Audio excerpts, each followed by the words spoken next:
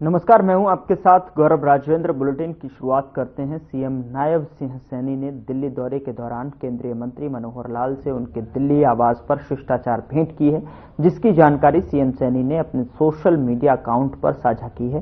CM ने जानकारी देते हुए बताया कि इस दौरान आगामी नगर निकाय चुनावों सहित विभिन्न संगठनात्मक विषयों पर चर्चा की गई और उनका मार्गदर्शन प्राप्त किया गया। इस मौके पर बीजेपी के प्रदेश अध्यक्ष मोहनलाल बड़ौली और प्रदेश संगठन महामंत्री फणींद्र नाथ शर्मा भी उपस्थित रहे।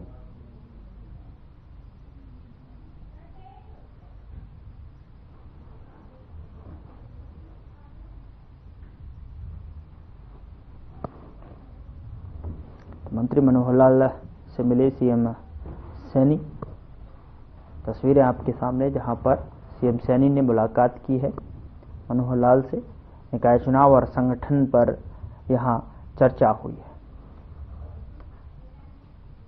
उधर भिवानी पहुंचे हरियाणा के डिप्टी स्पीकर कृष्ण मिड्ढा ने आम आदमी पार्टी को दिल्ली विधानसभा में मिली हार के बाद दिल्ली के पूर्व मुख्यमंत्री को लेकर बयान दिया है। उन्होंने कहा कि केजरीवाल पंजाब के सीएम बनना चाहते हैं। पंजाब के सीएम भगवंत मान अब अपनी तैयारी कर लें। केजरीवाल सत्ता के बिना नहीं रह सकते। वहीं डिप्टी स्पीकर ने मंत्री अनिल विज को दिए नोटिस पर भी बयान देते हुए कहा कि वो नोटिस का जवाब देंगे। निकाय चुनाव पर बात करते हुए उन्होंने कहा कि निकाय चुनाव में बीजेपी जीत हासिल करेगी।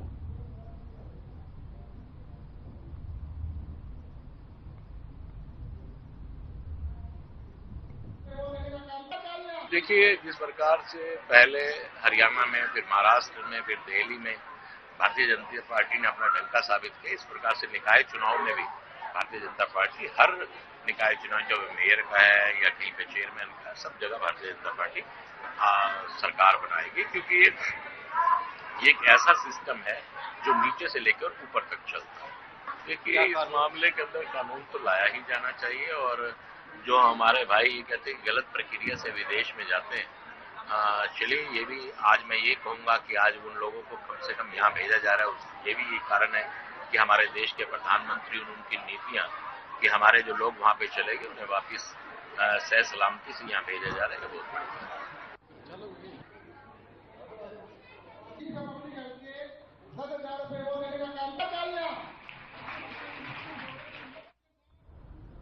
कांग्रेस नेताओं की तरफ से चुनाव आयोग को मिलकर निकाय चुनाव बैलेट पेपर पर करवाने की मांग पर कैबिनेट मंत्री रणवीर गंगवा ने कहा कि ईवीएम को खराब बताने की बात कर रहे हैं, लेकिन कांग्रेस के लोगों को पता है कि चुनाव में हार जाएंगे और इसके लिए पहले बहाना बनाने के लिए मुलाकात की जा रही थी। आपको बता दें कि गंगवा ने कहा कि 10 साल के कार्यकलाप रहे हैं और युवाओं की नौकरी बेचने का काम किया है, इसीलिए उन्हें वोट नहीं मिल पा रहे।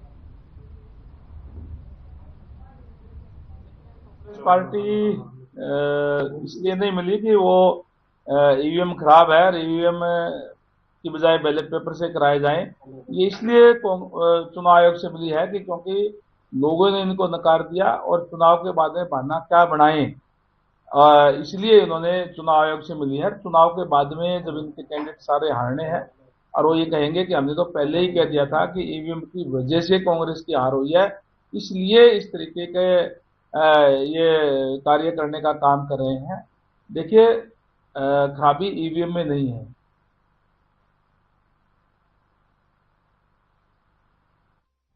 उधर राज्य चुनाव आयोग ने बैलेट पर यूएलबी चुनाव की कांग्रेस की मांग को नकार दिया है और जिस पर कांग्रेस नेता अशोक अरोड़ा का बयान सामने आया।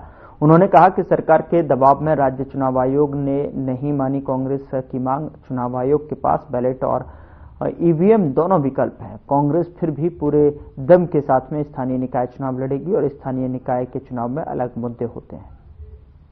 प्रदेश के अध्यक्ष चौधरी उदय भान जी की अगुवाई में कल हम लोग चुनाव आयुक्त को मिले थे और हमने मांग की थी कि पूरे देश के अंदर ईवीएम के सवाल उठ रहे हैं और 18 हमारे जो कांग्रेस के उम्मीदवार थे विधानसभा चुनाव में, उन्होंने माननीय पंजाब हरियाणा हाई कोर्ट में रिट भी डाली हुई है। कांग्रेस पार्टी की तरफ से सुप्रीम कोर्ट में भी रिट है और चुनाव आयोग के पास ऑप्शन भी है कि वो ईवीएम या बैलेट पेपर से चुनाव करा ले।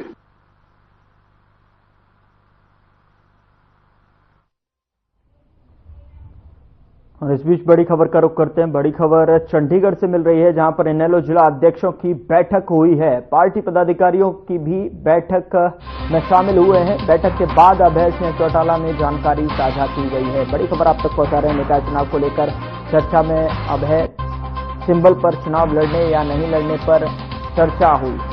बड़ी और अहम जानकारी, सिंबल को लेकर चुनाव लड़ें या न लड़ें, इसको लेकर चर्चा हुई है। इनेलो जिला अध्यक्षों की ये बैठक, जिसमें से पार्टी पदाधिकारियों की भी जो है इस बैठक में शामिल हुए हैं। और बैठक के बाद अभय चौटाला ने जानकारी साझा की। निकाय चुनाव को लेकर चर्चा और तस्वीरें आपके टेलीविजन स्क्रीन पर पार्टी पदाधिकारियों की बैठक हुई है, जिसमें कि इसमें तमाम पार्टी पदाधिकारी शामिल हुए हैं। बैठक के बाद अभय चौटाला ने जानकारी साझा करते हुए बताया कि इनेलो जिला अध्यक्षों की जो बैठक हुई है उसमें जो है पार्टी सिंबल को लेकर जो है चर्चा हुई है कि किस तरीके से जो है चुनाव को आगे लड़ना है, पार्टी सिंबल पर चुनाव लड़ेगी या नहीं लड़ेगी, इसको लेकर जो है चर्चा हुई है।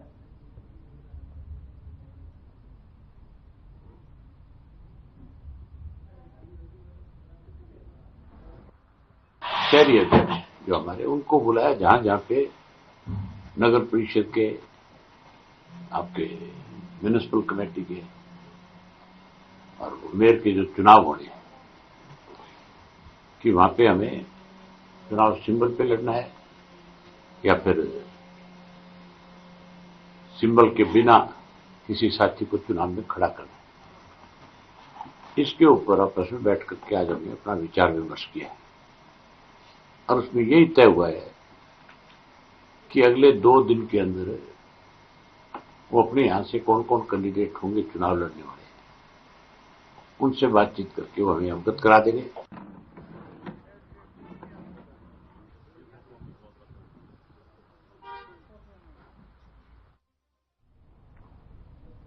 उधर हरियाणा की कैबिनेट मंत्री अनिल विज को पार्टी ने कारण बताओ नोटिस भेजा है। दरअसल आपको बता दें कि हरियाणा बीजेपी प्रदेश अध्यक्ष मोहनलाल बड़ौली की तरफ से जो है नोटिस भेजा गया है। नोटिस में लिखा गया है कि कैबिनेट मंत्री अनिल विज ने सार्वजनिक तौर पर पार्टी के प्रदेश अध्यक्ष और मुख्यमंत्री के खिलाफ बयानबाजी की है और बयानबाजी पर उक्त वक्त की जो है उस वक्त के दौरान जब पड़ोसी राज्य में पार्टी चुनावी अभियान चला रही थी, जिससे पार्टी की छवि को नुकसान हुआ है। पार्टी ने इस तरह की बयानबाजी को अस्वीकार्य बताया और 3 दिन के अंदर अनिल विज से जवाब मांगा है।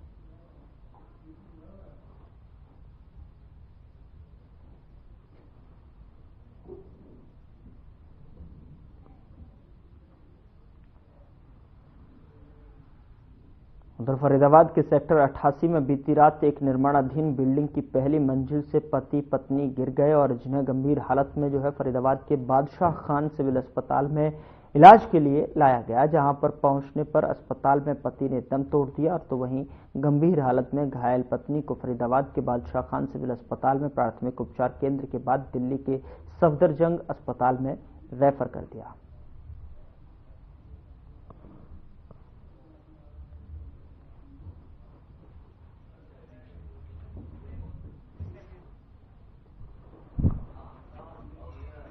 पता नहीं। सच बताओ, झूठ नहीं बोलना है। पता नहीं है वो आपका हस्बैंड कैसे गिरा? वो भी गिर गए थे। आप भी गिर गए थे? हाँ। लड़ाई झगड़ा हुआ था तुम्हारे दोनों आपस में? हैं? और कौन था? और कौन था वहाँ पे झगड़े के टाइम पे? कोई नहीं था। दोनों थे? हाँ। तुम भी गिरे हो? हाँ। कहाँ चोट आपको? कमर में बहुत ज्यादा है, पैर में भी है।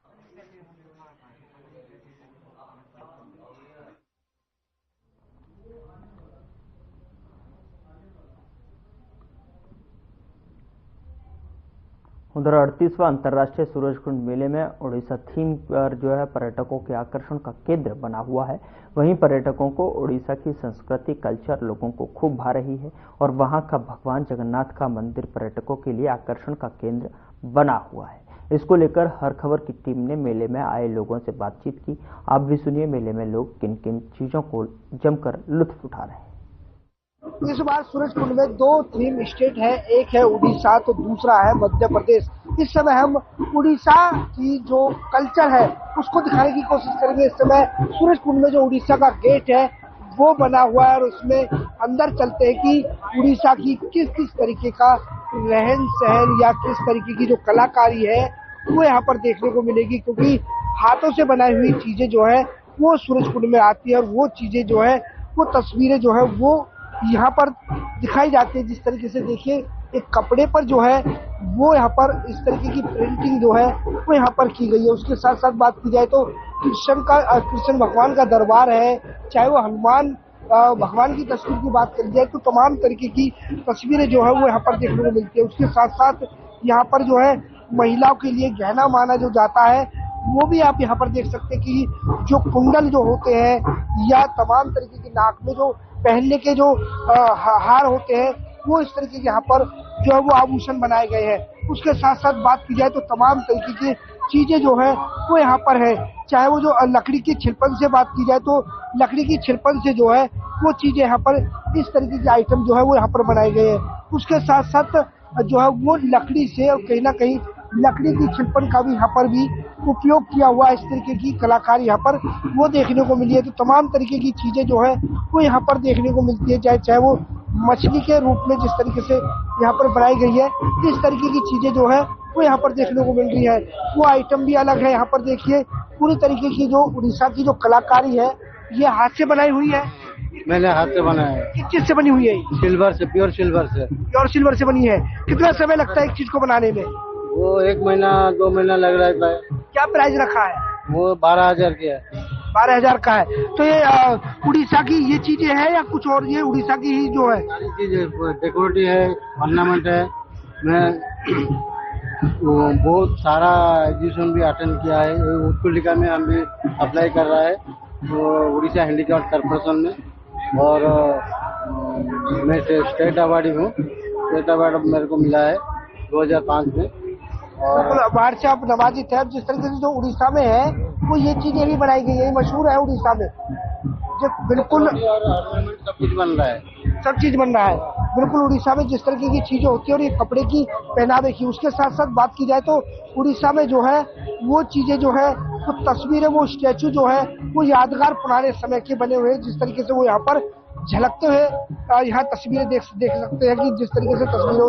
इसके साथ साथ बात की जाए तो जो कथक यानी कि जो डांस है उड़ीसा का वो यहाँ पर देखने को मिल सकता है। किस तरीके से जो पहनावा है या जो यहाँ का जो कल्चर है वो यहाँ पर इस तरीके से शॉप्टों से देखा जा सकता है। तमाम लोगों से भी बात करने की कोशिश करते हैं कि उस तरीके से उड़ीसा में बात रहा है।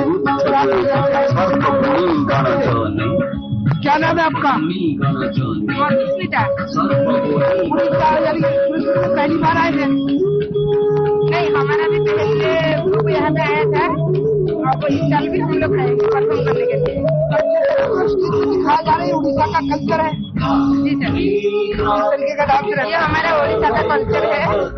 हम लोग अलग अलग तरह का डांस फॉर्म लोगों को दिखाएंगे। पहली बार आए हैं और हर बार आते हैं? हर बार आते हैं परफॉर्म करते हैं। डांस को क्या बोला जाता है? कथक बोला जाता है? क्या बोला जाता है डांस कर रहे हैं? ये गोतीपुरा डांस है। आप कौन सा करते हैं स्टेज पर? ये हमारा गोतीपुरा डांस है और ये हम लोग का संबलपुरी डांस है। उड़ीसा का कल्चर है। जी सर, ये हमारा उड़ीसा का कल्चर है, ट्रेडिशनल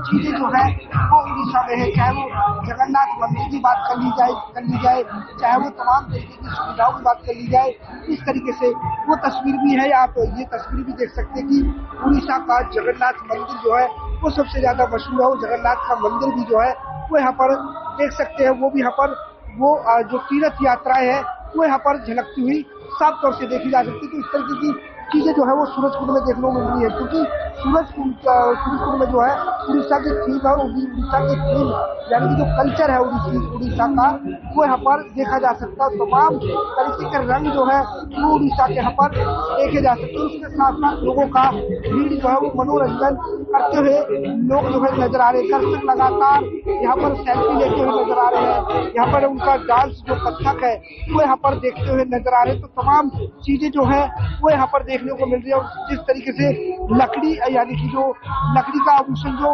होती है जिसको बोलते हैं वो चीजें यहाँ पर बनाई गई है। तमाम तरीके की चीजें जो है किस चीज से बनाई हुई है ये चीजें, किस चीज से बनाई हुई है ये सुई में बना दी, सुई में ये जो हैंडमेड है सुई में बना दी। क्या लकड़ी की छिलपन है ये? लकड़ी की जो छिलपन होती है वो है? लकड़ी नहीं। किस चीज की है? क्या किस चीज से बनाई हुई है? ये गोल्डन ग्रास का चीज है। गोल्डन ग्रास की चीज है। तो इस तरीके से कितना समय लगता है बनाने में? हम बना रही हूँ और आर्टिजन भी है लोग बनाते हूँ। देखिए पूरी तरीके से जो बनाई हुई है वो अलग अलग तरीके से यहाँ पर जो है वो यहाँ पर बनाई गई है। उसके साथ साथ अलग भी चीजें जो है वो देखने को मिलती है। पत्थर से आगू जो पत्थर की भी कलाकारी यहाँ पर अलग देखी जा रही है। तमाम तरीके से देखिए कितने छोटे छोटे जो है वो गणेश के रूप जो है वो यहाँ पर देखने को मिल रहे हैं। छोटे छोटे रूप है, पत्थर से बने हुए हैं। यहाँ पर भी कलाकारी उड़ीसा की अलग तरीके से देखी जा सकती है। और यहाँ पर बड़ी तस्वीरें भी जो है वो यहाँ पर देखने को मिल रही है। तो तमाम तरीके से यहाँ पर जानते हैं कितना समय लगता है, किस तरीके से कितना समय लगता है तस्वीरों को बनाने में, किस चीज की बनी हुई है ये उड़ीसा का पत्थर है जिसको ग्रीन मार्बल बोलते हैं और ये पिंक मार्बल है। इसमें टाइम लगता है बनाने का। ये जो छोटी सी मूर्ति है इसको बनाने में 5-6 दिन लग जाता है। और ये जो राम दरबार है इसको बनाने में 2 महीना लग जाता है। और ये जो राधा कृष्णा है इसको 3 महीना लग जाता है बनाने में। तराशने में हाथोड़ी और छेनी से बनाने में तराशने में टाइम लगता है। अच्छा, इस बार कौन सी ऐसी कौन सी चीज लेके आए जो अलग हट करके चीज लेके आए हैं? इस बार क्या अच्छी चीज लेके आए आप जो है इस बार सूरजकुंड में? और ये गणेश मूर्ति है इसको लेके आए कृष्ण जी भोले जी का और जो है गणेश जी का जो है वो इस बार नहीं लेके आए। क्या प्राइस रखा गया, कितना जो है प्राइस रखा गया? ये जो गणेश जी की है 1.5 लाख रुपया की है और नटराज जी की है 4.5 लाख रुपया की। 4.5 लाख रुपए। कितना समय लग जाता है बनाने में?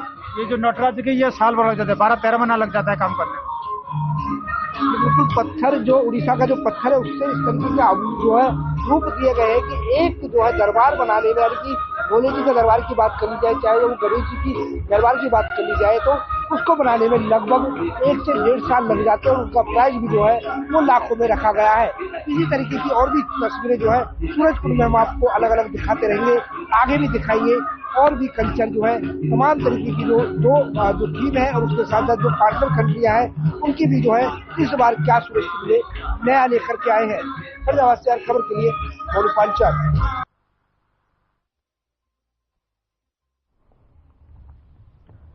उधर अंतर्राष्ट्रीय सूरजकुंड मेला प्रांगण में इस बार थीम स्टेट ओडिशा और मध्य प्रदेश के हस्तशिल्पी अपना नायाब क्राफ्ट लेकर आए हुए हैं, जिन्हें दर्शक जहां पसंद कर रहे हैं वहां जमकर खरीद भी रहे हैं। ताड़ के पत्तों पर उकेरी गई ओडिशा पर पट चित्रकला में जो है दर्शक आकर्षित हो रहे हैं। और आपको बता दें क्राफ्टमैन नरेश साहू ने बताया कि कल लगभग 200 वर्ष पुरानी है। और आपको बता दें कि धार्मिक थीम के ऊपर ताड़ के पत्तों से सुई के माध्यम से चित्रकला उकेरी जाती है। और आपको बता दें वहीं मेला दर्शक भी जहां खूब पसंद कर रहे हैं वहीं खरीद भी रहे हैं। उनके स्टॉल पर 50 रुपए से लेकर 2,20,000 रुपए की कीमत की पेंटिंग उपलब्ध है।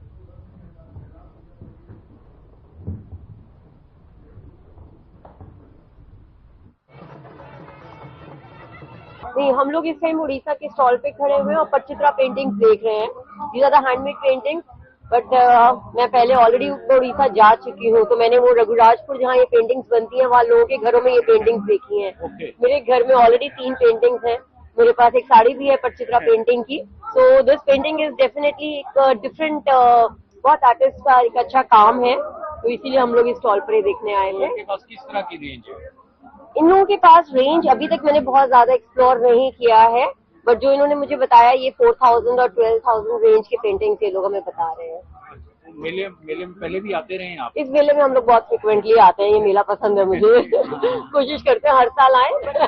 नॉर्मली मैं एंड ऑफ मेला आती हूँ कि डिस्काउंट्स अच्छे मिलेंगे। अच्छा ही एक्सपीरियंस रहता है हमारा हमेशा मेले में, और अभी तो हमारी शुरुआत है, अभी हमने जब एंटर किए हम लोग।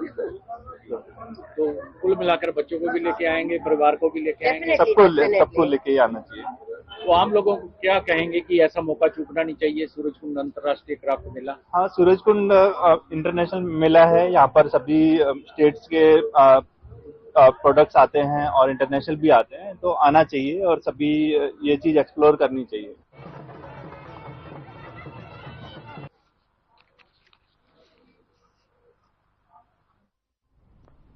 महेंद्रगढ़ जिला उपायुक्त डॉक्टर विवेक भारती ने महेंद्रगढ़ लघु सचिवालय में लगाए गए समाधान शिविर में जनता की शिकायतें सुनी। जिला उपायुक्त ने बताया कि कुल 40 के करीब शिकायतें प्राप्त हुई हैं, जिनके त्वरित निस्तारण के लिए संबंधित अधिकारियों को निर्देशित किया गया है। उन्होंने स्पष्ट किया कि अगर कोई शिकायत नियमों के दायरे में समाधान योग्य नहीं है तो आवेदक को उसी समय सूचित किया जाए। शिविर में एक सड़क दुर्घटना से संबंधित मामला भी सामने आया, जिस पर उपायुक्त ने केंद्र सरकार की नई एक्सीडेंटल पॉलिसी की जानकारी दी।